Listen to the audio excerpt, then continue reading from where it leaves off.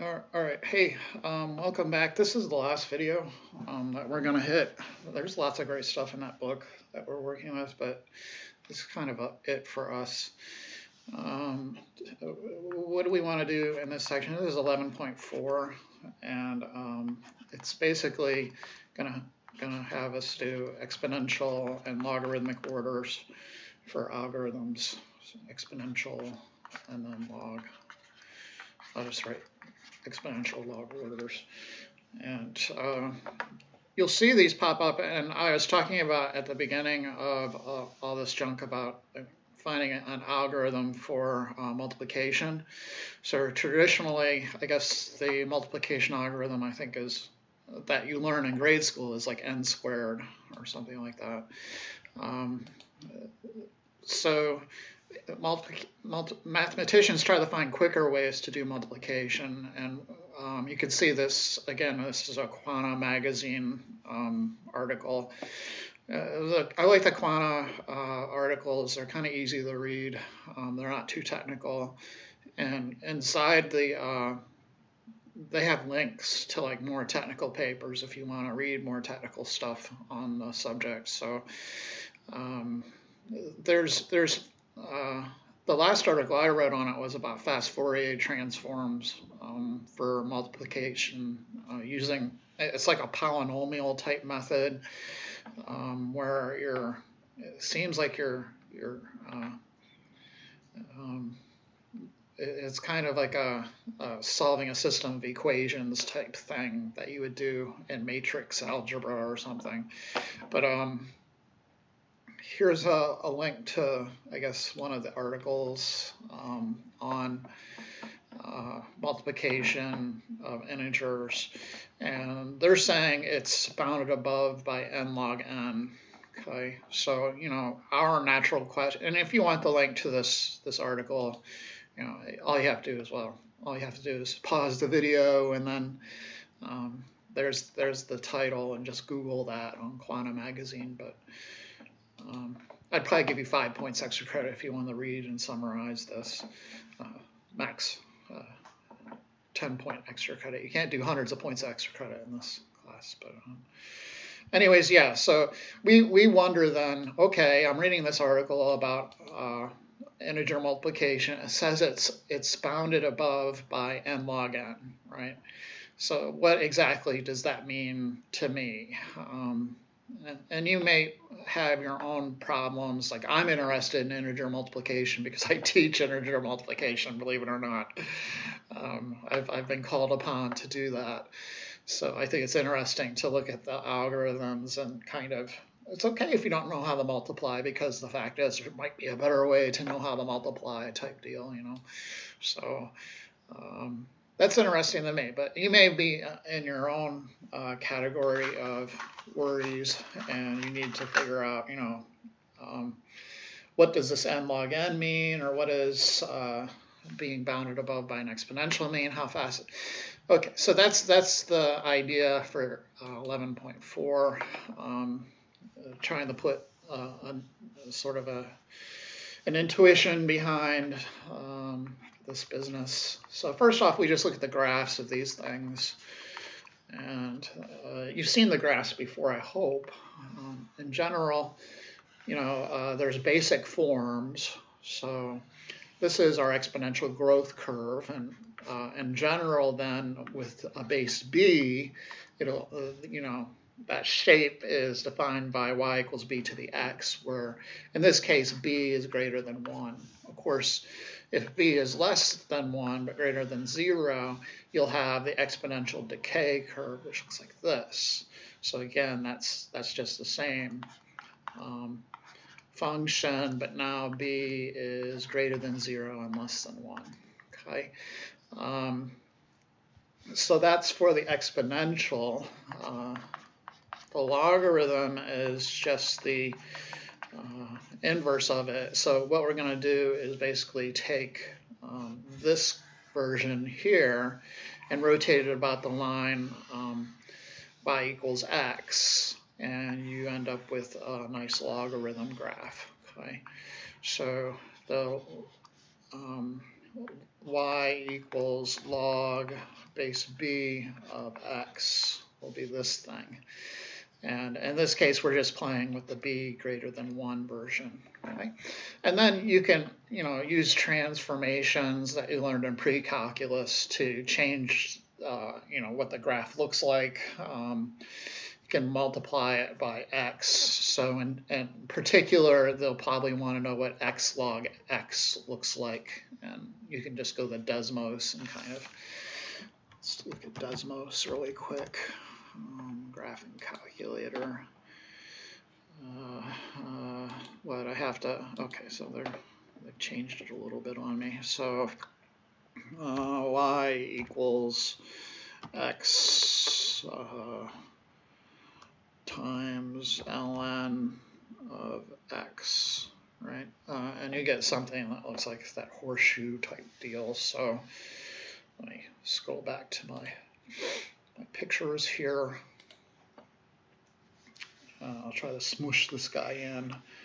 So y equals x log base b of x.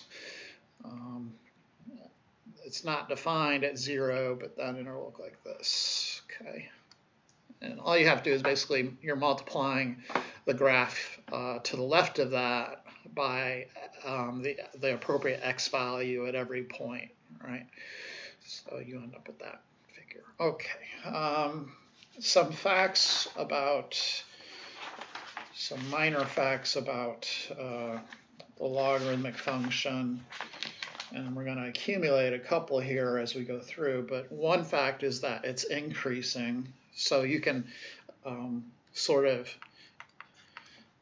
if you're dealing with the b greater than 1 version, then for all positive x1, x2, if you have this inequality, if you have an x1 less than x2, you can take the log of both sides and it won't screw up the inequality. Like you remember, if you multiply both sides of an inequality, it changes the direction. You can take the log of both sides of an inequality and not have to worry about the universe coming to an end. Okay, so we kind of need that fact. Another fact, so we'll work a little bit with the floor function here, which kind of comes up every once in a while. Note, if you have the inequality k less than or equal to x less than k plus 1, or k less than x less than k plus 1, the floor of x will equal k. Okay, I hope that's obvious. So you have two integer values like 3, and then you have 4, and then x is in between those two.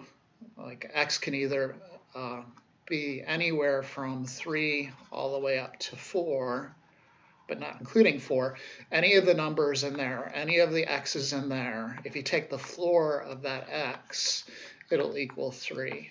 Okay, and that's all these inequalities right here are saying. These two inequalities just say that. Okay. So if those inequalities hold, then you can say that floor works. Okay, so we have some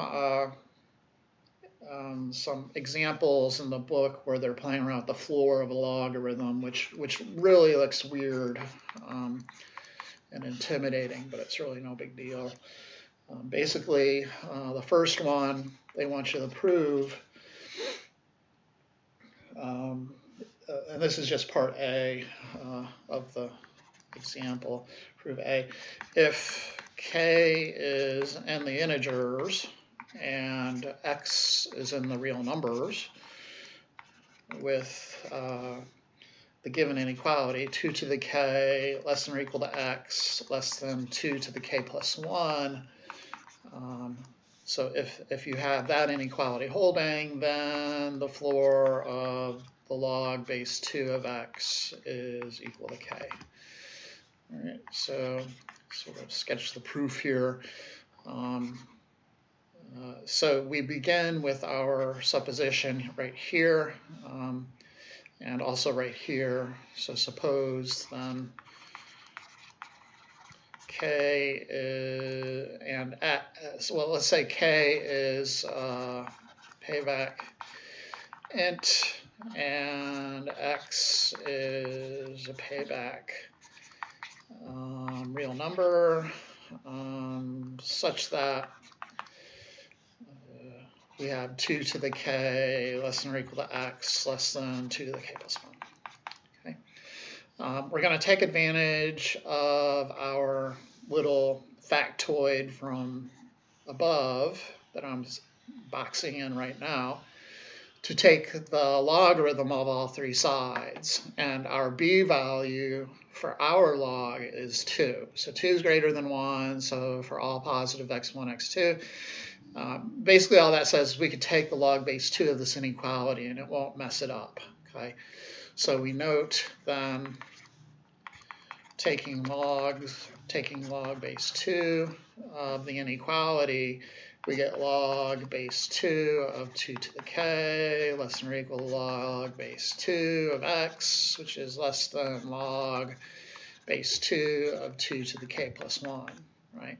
Then we could use a power rule to bring down the k's, right? I can take this character and pop them in front. So I'll have k log base 2 of 2 less than or equal to log base 2 of x, which is less than log base, whoops, and then I'm also going to take this k plus 1 and pop them down in front. So I get k plus 1 times log base 2 of 2. What is log base 2 of 2? So log base 2 of 2 is saying 2 to what power equals 2? 2 to this power equals 2. And well, that's just 1, right? 2 to the first power equals 2. So this object here is just equal to 1. And likewise, this object over here is just equal to 1. So we end up with k less than or equal to log base 2 of x, which is less than k plus 1.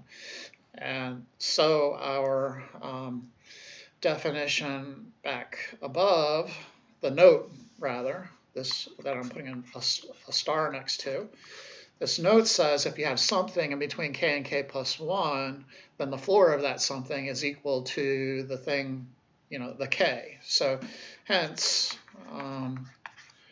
from our note or star above,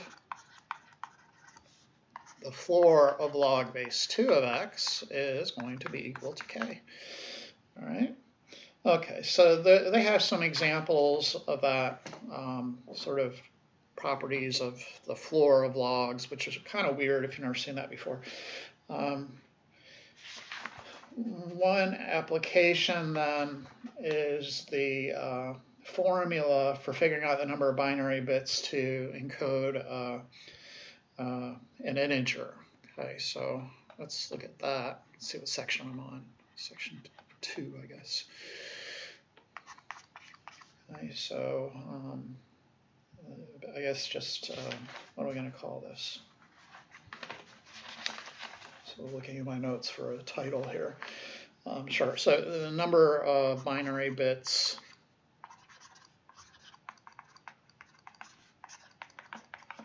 needed to represent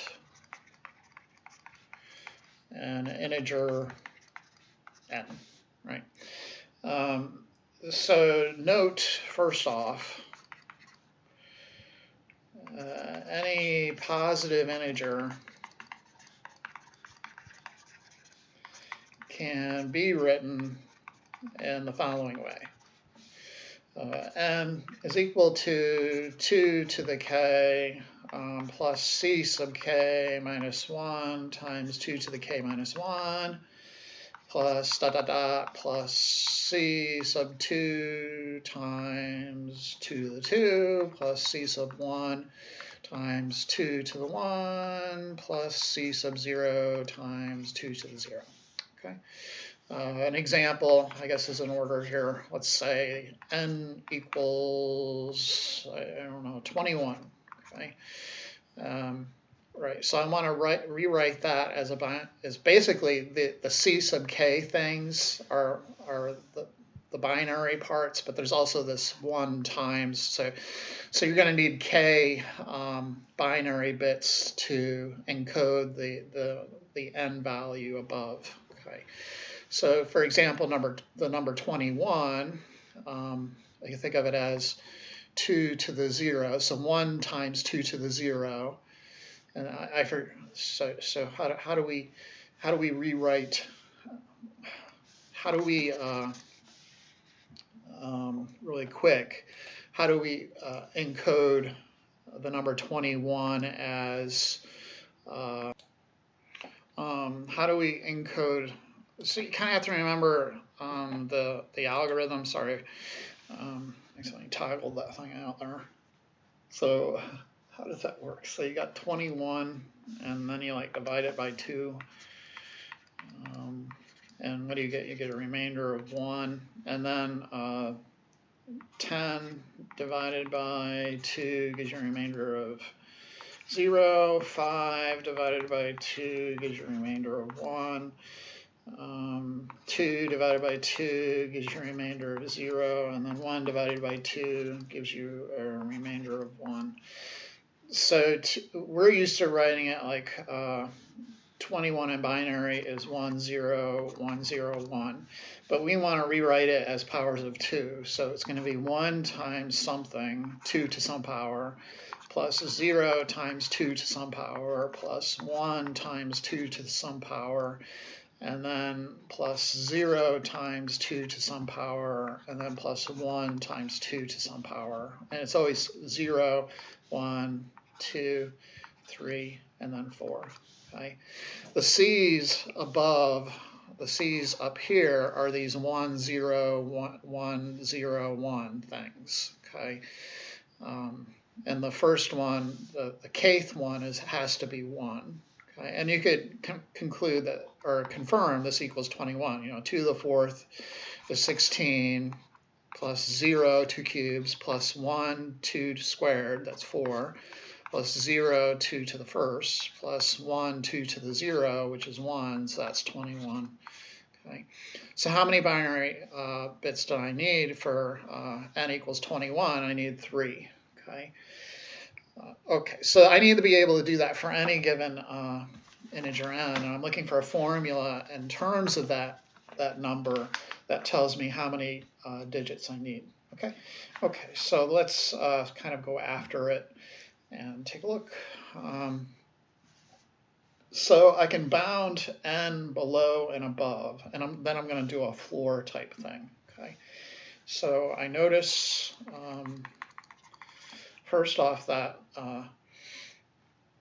n is definitely bounded above by this thing back here that I can underline in yellow, where all of the CKs are 1s instead of 1, 0, 1. I mean, the worst case, everything is a 1, okay? In which case it'll be equal to 1. But otherwise there'll be some zeros in there. In that case, n will be less than that thing in yellow. So n is less than or equal to that thing with all 1s, which will be 2 to the k, oops, still in yellow, 2 to the k, plus 2 to the k minus 1, plus dot, dot, dot, plus 2 squared, plus 2, plus 1. Okay, also then, n will be definitely greater than or equal to the first term of that thing in yellow, right? It's definitely greater than or equal to just this, because n is going to be that thing in green plus something else, right? Worst case, it'll just equal that thing in green, but then you just use, okay, so let me write that.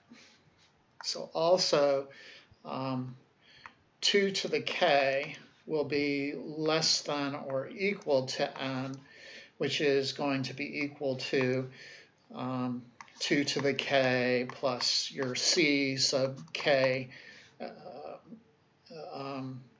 times 2 to the k minus 1 plus dot, dot, dot, plus c sub 1 times 2 plus c sub 0. Okay. Okay, so first part, the first inequality, I can simplify that using the geometric sum formula. So this is equal to 2 to the k plus 1 minus 1 all over 2 minus 1, which is 2 to the k plus 1 minus 1. Okay, and then I could say from all this that n must be greater than or equal to 2 to the k, and then less than or equal to 2 to the k plus 1 minus 1. Okay, for the floor function, we need less than or equal to on the left, but not on the right. So if you look back at that floor definition that I gave you in the beginning, you'll note that on the left, I circle that in red, it's less than or equal to. But on the right, it's just strictly less than. So I need to produce that kind of inequality to really pull this feat off. And so that's an easy remedy. I could just note that 2 to the k plus 1 minus 1 is actually less than 2 to the k plus 1 minus 1 plus 1. So if you add 1 to something, it'll be bigger, right? So minus 1 plus 1 then is just equal to 2 to the k plus 1. And so my inequality will be 2 to the k, my compound inequality, 2 to the k less than or equal to n less than 2 to the k plus 1. And now I could say the floor, well, I got to take logs, right? So log base 2 of 2 to the k will be less than or equal to log base 2 of n, which is less than log base 2 of 2 to the k plus 1, and then power rules on it, so k is less than or equal to log base 2 of n, which is less than k plus 1, so therefore the floor of log base 2 of n is equal to k, all right? Our formula says that we need k plus 1 actual binary bits in our string. It seems like it's just k. If you're looking in that green box, it says 1 times 2 to the k. But if you're starting at 0, think about the formula. It'll be k minus 0 plus 1 for the number of digits there. So it's k plus 1 digits. So I really need a formula for k plus 1 in terms of n. So all I have to do is basically add 1 to both sides of this, this equation here.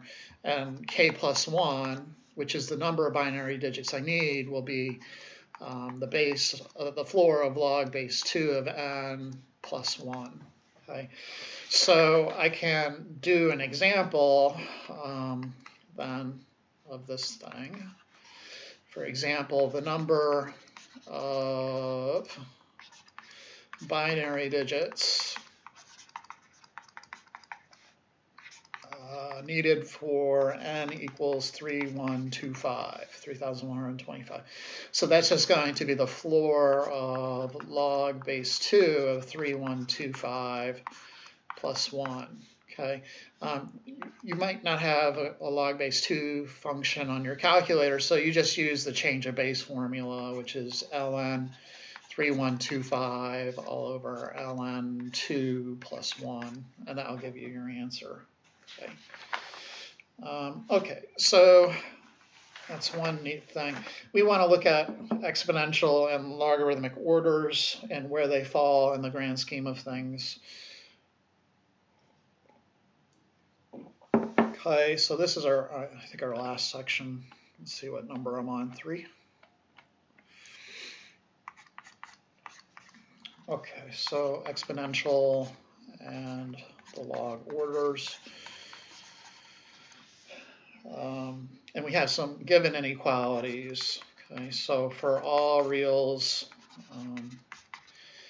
little b and r, with b greater than 1 and r greater than 0, log base b of x is going to be big O of x to the r, like for some x.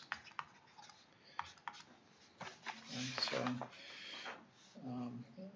in other words, it's big O, not big theta, but big O of x to the r.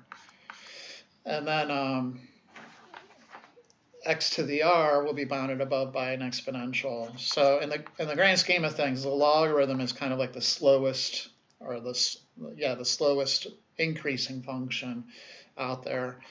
And then the exponentials are going to be on top of the polynomial types and the logarithm types. So this will be for sum x, which again means that x to the r is big O of b to the x. Okay. Also then from this, we could say for reals b with b greater than 1 and a sufficiently large x, x will be less than or equal to x log base b of x, and then that's going to be less than or equal to x squared. Okay, so that will fall in between those two guys. So also then we have x is big O of x log base b of x, and then of course x log base b of x is big O of x squared.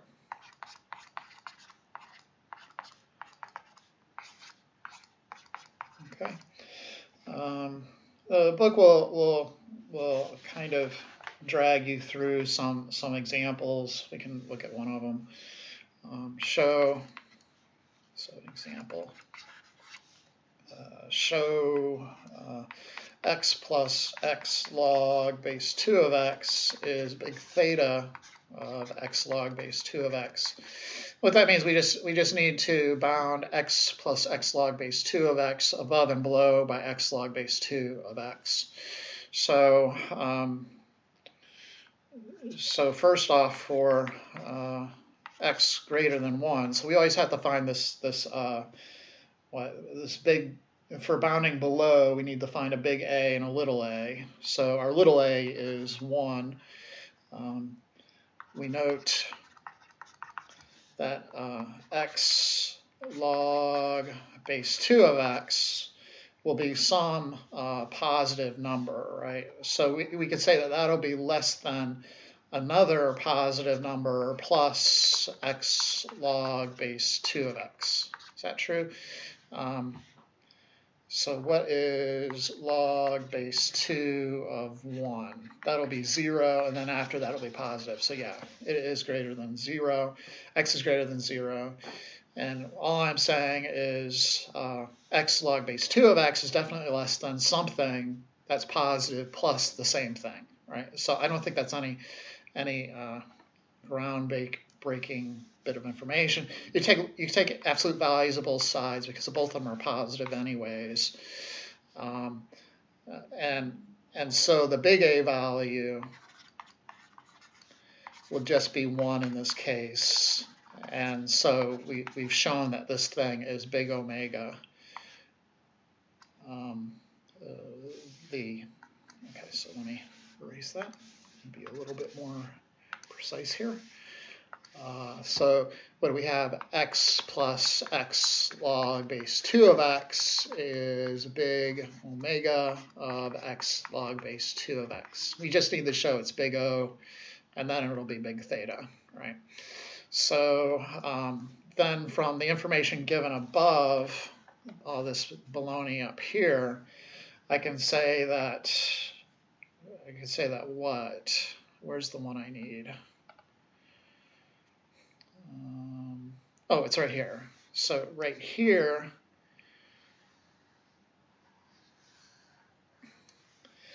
I can say that I can get the upper bound. So note x plus x log base 2 of x will be less than, and it's because I can replace the x thing kind of with x log base 2 of x, right? So it's that first half of this inequality. X is less than an x log base b of x. So I can kind of say that x is less than x log base 2 of x, and then I just carry over the x plus the x log base 2 of x, right? So kind of like if you have 3 plus x, and x is greater than 1, you know that this will be less than 4 plus x. It's that kind of idea. Okay? So this will be true for some x value. We'll just say x greater than some, I don't know, some little b value. So that'll be our little b in the definition that we need. Then we can see that this inequality can be rewritten as x plus x log base 2x less than 2x log base 2x's. And then you take the absolute value of both sides, and finally, with big B now equaling 2, we have x plus x log base 2x being bounded above, in other words, it's big O of x log base 2x. Okay, so hence the things bounded above, bounded below.